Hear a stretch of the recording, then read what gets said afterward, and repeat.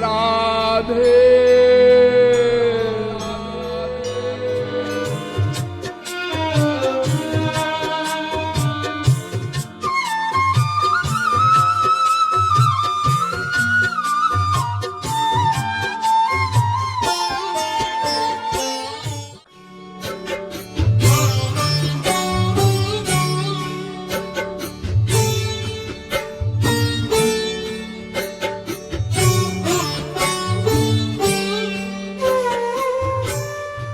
अजी कौन सा नाम ले भगवान का? कोई भी नाम लीजिए। का कू। भगवान कहते हैं सभी अक्षर मेरे नाम हैं। नमः कुलालेभ्यः कर्मारेभ्यश्च नमः।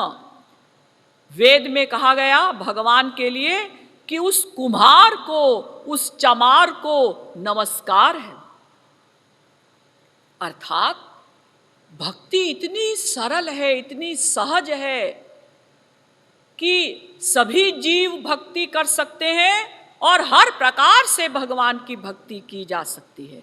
बस भगवान तो केवल प्रेम देखते हैं। एक बुढ़िया थी, वो बहुत बुजुर्ग हो गई जब, तो वो एक पंडित जी के पास गई और उसने पंडित जी से कहा, महाराज मेरा बुढ़ापा आ गया है, मुझे कुछ भक्ति वक्ति बता दीजिए, मैं क्या करूं ताकि मैं भवसागर से पार हो जाऊं। तो पंडित जी ने सोचा ये इतनी बुढ़िया, इसकी गर्दन हिल रही है लगातार, इसके हाथ पैर हिल रहे हैं, ये क्या भक्ति करेगी। तो उन्होंने बवाल टालने के लिए उनके पास एक पत्थर था पड़ा हुआ गोल गोल, वो दे दिया। ये भगवान है, इनकी भक्ति करना। बुढ़िया ने कहा, महाराज पंडित जी मैं इनकी भक्ति कैसे करूंगी। पंडित जी ने कहा, कुछ नहीं, जैसे एक माँ अपने बच्चे को प्यार करती है, उसका ध्यान रखती है, ऐसे ही तुम इनको अपना बच्चा मानकर इनका ध्यान रखना, इनसे प्रेम करना। वो बुढ़िया गोल गोल पत्थर घर में ले गई और बड़े प्यार से उसको नहलाया, अपने पास सुलाया, हर समय उसको प्यार करती थी, चिपटाए रहती थी। तो उस गांव में ये चर्चा फैल गई कि ये बुढ़िया एक गोल गोल पत्थर ले आई है और उसको बेटा मानकर प्यार करती है और कहती है ये मेरे गोल मटोल भगवान है। उसका नाम रखा गोल मटोल भगवान। तो कुछ छोटे छोटे बच्चों को मजाक सूझा। उन लड़कों ने आकर उस बुजुर्ग महिला से कहा कि देखो अपने गोल मटोल का ध्यान रखना, हमारे गांव में भेड़िया आ गया है, ऐसा न हो कि तुम्हारे गोल मटोल को उठाकर ले जाए। अब गांव वालों ने बहुत समझाया कि ये बच्चे मजाक कर रहे हैं, तुम इनकी बात पर विश्वास मत करो, लेकिन वो बुजुर्ग महिला बेचारी परेशान हो गई, दुखी हो गई और जहां वो अपने गोल मटोल भगवान को सुलाती थी वहां दरवाजे पर पहरा देकर बैठ गई। बिना नहाए बिना खाए बैठी रही। 2-3 दिन बीत गए इसी प्रकार से। कहीं ऐसा ना हो भेड़िया आ जाए और मेरे गोल मटोल को खा ले, उठा के ले जाए, तो मैं उसके बिना कैसे रहूंगी। तो जब 2-3 दिन बीत गए तो भगवान को बड़ी दया आई। ये बेचारी बुजुर्ग महिला 2-3 दिन से इसने कुछ खाया नहीं है, नहाई नहीं, लगातार बैठी हुई है। तो भगवान एक साधारण बालक का रूप धारण करके आए और आकर वंशी बजाने लगे। तो उस बुढ़िया ने कहा, ए छोकरे, मुरली क्यों बजा रहा है, मेरा गोल मटोल सो रहा है, वो जाग जाएगा। भगवान ने कहा, मां मैं ही तो हूं तुम्हारा गोल मटोल भगवान। बुढ़िया ने कहा, तू है मेरा गोल मटोल भगवान, जा जा अपनी शक्ल देख शीशे में। मेरा गोल मटोल वो तो इतना प्यारा है कि मैं तुझ जैसे 370 उसके ऊपर वार दूं। तो भगवान ने पूछा कि मां, तुम मेरे साथ गोलोक चलोगी? बुढ़िया ने कहा कि बेटा एक बात बताओ कि तुम्हारे गोलोक में भेड़िया तो नहीं रहता? क्योंकि अगर तुम्हारे गोलोक में भेड़िया रहता हो तो फिर मैं वहां क्यों जाऊंगी, फिर तो मैं यहीं ठीक हूं। फिर भगवान ने उनको अपना वास्तविक रूप का दर्शन कराया, तब उस बुजुर्ग महिला को ईश्वर प्राप्ति हो गई। यानी भगवान केवल प्रेम देखते हैं, विश्वास देखते हैं, भाव देखते हैं। भक्ति मार्ग इतना सरल है कि भागवत में वेद व्यास जी लिखते हैं, धावन निमील्यवा नेत्रे न स्खले न पते दीह। भागवत के 11वें स्कंध के दूसरे अध्याय का 35वां श्लोक। आंख बंद करके दौड़ो, आंखों में पट्टी के ऊपर पट्टी बांध लो और दौड़ो बड़ी स्पीड से। न स्खले न पते दीह, ना फिसलोगे न गिरोगे। क्यों? क्योंकि तुम्हारे पीछे भगवान भी दौड़ रहे हैं। तुम जैसे ही फिसलने लगोगे, स्लिप होने लगोगे, गिरने लगोगे, वो तुम्हें पकड़ लेंगे, संभाल लेंगे। ऐसा है ये भक्ति मार्ग। भगवान अपने भक्त का पतन नहीं होने देते, उसको संभाले रहते हैं। इसीलिए आदि जगत गुरु शंकराचार्य जी के प्रकांड शिष्यों में से एक शिष्य हुए श्रीधराचार्य जी। तो उन्होंने लिखा, के चिद्वदन्ति धनहीन जनो जघन्य, के चिद्वदन्ति गुणहीन जनो जघन्य, व्यासो वदत्यखिल वेद विशेष विज्ञो नारायण स्मरणहीन जनो जगन्य। कुछ लोग कहते हैं कि भाई जिसके पास धन नहीं है वो व्यक्ति निंदनीय है, निकृष्ट है। कुछ लोग कहते हैं जी धनवन से क्या बात है, धन की क्या इंपॉर्टेंस है, ये तो बेकार की चीज है, गुण होने चाहिए। हाँ, अगर किसी में गुण नहीं है तो वो व्यक्ति जघन्य है, यानी निंदनीय है, निकृष्ट है। लेकिन श्रीधराचार्य जी कहते हैं, व्यासो वदत्यखिल वेद विशेष विज्ञो। लेकिन जो वेद व्यास जी हैं, जो समस्त वेदों शास्त्रों के विद्वान हैं, वो कहते हैं कि नारायण स्मरणहीन जनो जघन्य। जो नारायण श्री कृष्ण का स्मरण नहीं करता वो निंदनीय है। जिसके पास धन नहीं है, गुण नहीं है, वो निंदनीय नहीं। जो श्री कृष्ण की भक्ति नहीं करता वो निकृष्ट है, वो निंदनीय है। इसीलिए तो कबीरदास जी ने कहा कि कबीरा सब जग निर्धना, धनवंता नहीं कोय,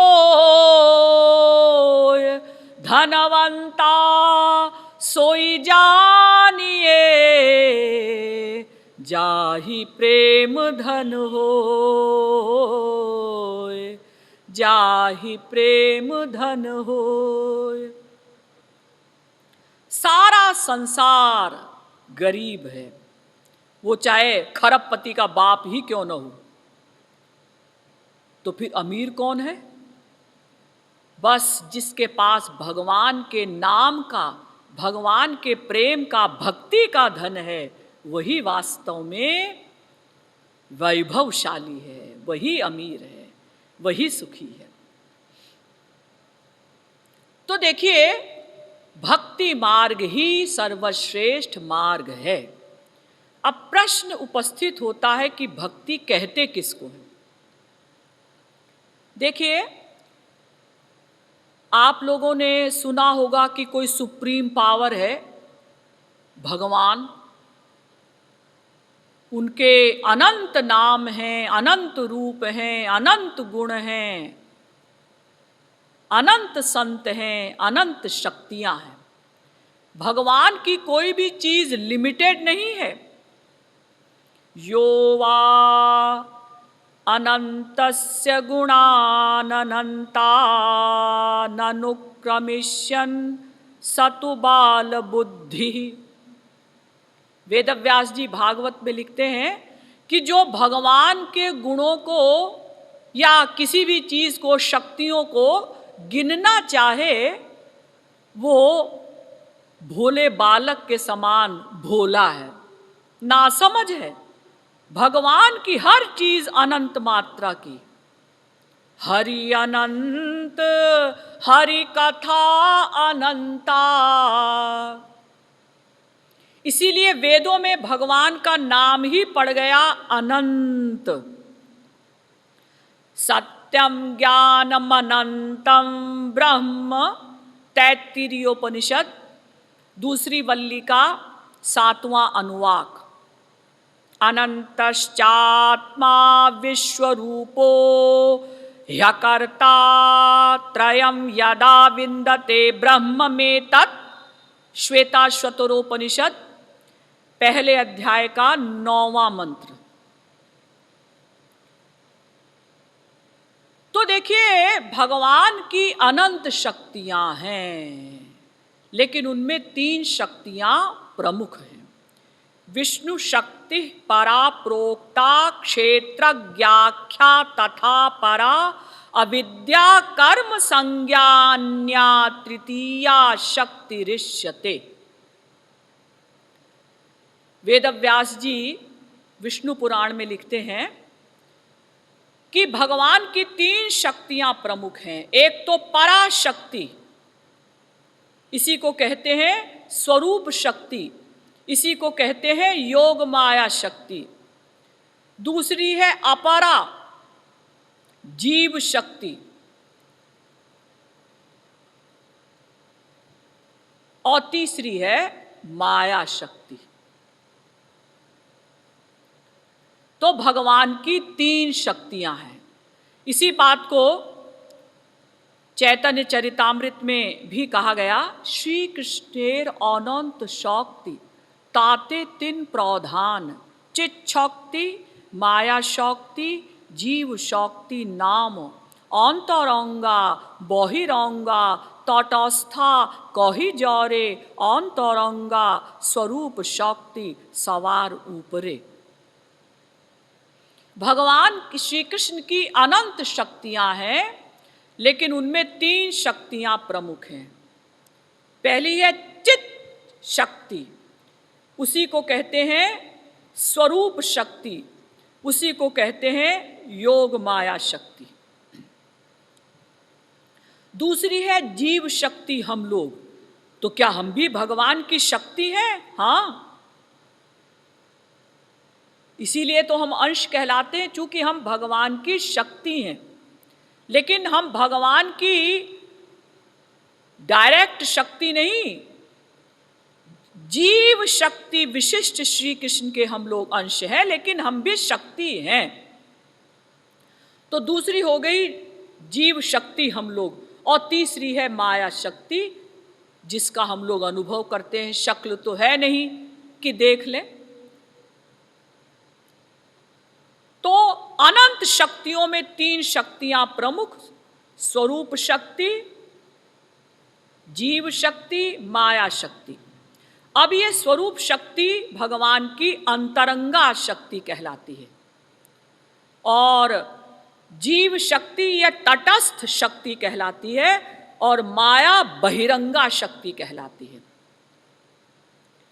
तो देखिए, अनंत शक्तियों में 3 शक्तियां प्रमुख, स्वरूप शक्ति यानी चित शक्ति, माया शक्ति, जीव शक्ति। इन तीनों में भी स्वरूप शक्ति प्रमुख।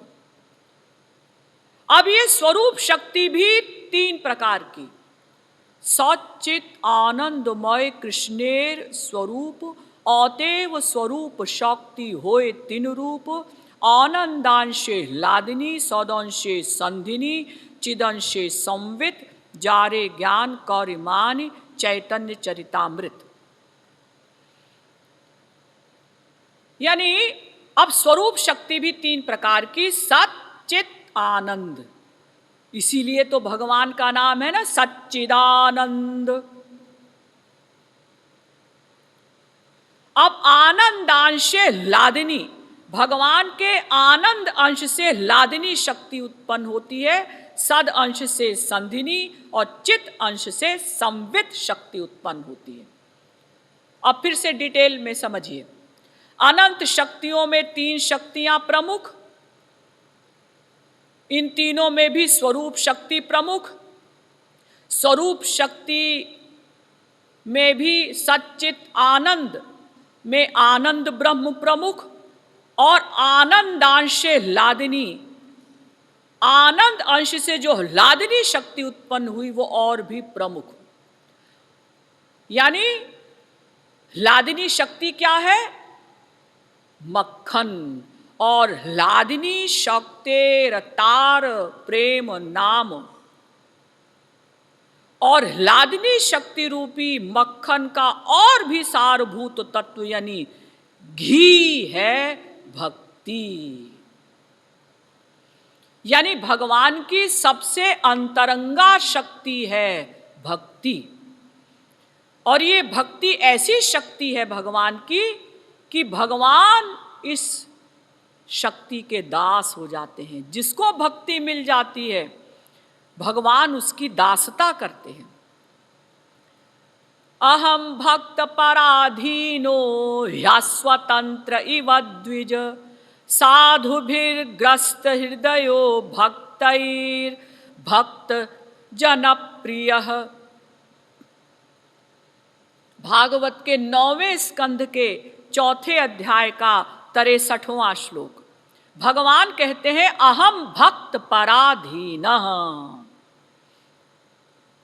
मैं भक्तों के अधीन हो जाता हूं, भक्तों की दासता करता हूं।